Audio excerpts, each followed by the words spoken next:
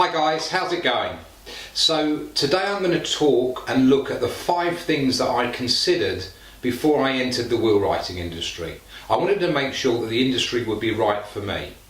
So my background was I was working in the city, a very familiar story, long hours, no sort of lifestyle at all. It was all work. I was earning a good salary.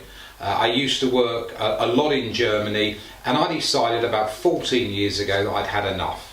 So I decided I wanted to get out of the rat race, and so what I did is I resigned, and then the next day I found myself looking at starting a business. And I want to talk to you about the 5 things that I considered before starting my own wheelwrighting company.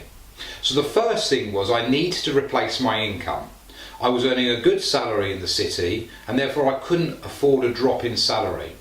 And so I looked at various industries, and the first tick in the box I got was I could replace my income. And in fact, the first year that I actually started my wheelwriting company, I actually earned more than I did in the city. So that was a big tick for me. The second thing I was looking at is I wanted something that I could start quickly. You know, I was technically out of a job, even though I volunteered it. I was out of a job and I couldn't afford the time to go and get qualified in something. So the wheelwrighting industry was then, and still is, unregulated. And what it meant was I was able to get up and running, selling within a very, very short period of time. That's not to mean that wheel writers generally are not very, very professional. You know, in our training school, we do look for excellence and the highest standards. But the fact is that our industry allows you to get going very quickly. Another thing that I found out later actually was a real bonus pool. In wheelwriting, there is residual income. You store clients' documents. And in fact, there was a big bonus. This is way before it became a popular buzzword, residual income. And it allowed me a number of years ago to spend 2.5 years sort of in semi-retirement in Spain. And I only came back when I decided it's not all that it's cracked up to be. But at least I had choices.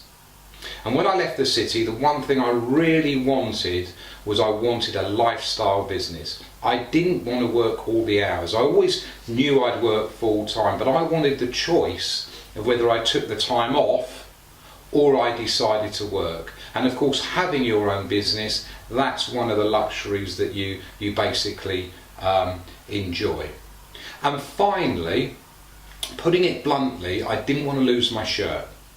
When I started, I didn't want to end up that if it didn't work out for me, I'd lose my shirt. And I looked at other industries. So I looked potentially at starting an estate agent's practice. And we were looking at sort of £20,000. I also looked at a recruitment opportunity, and again, that was expensive.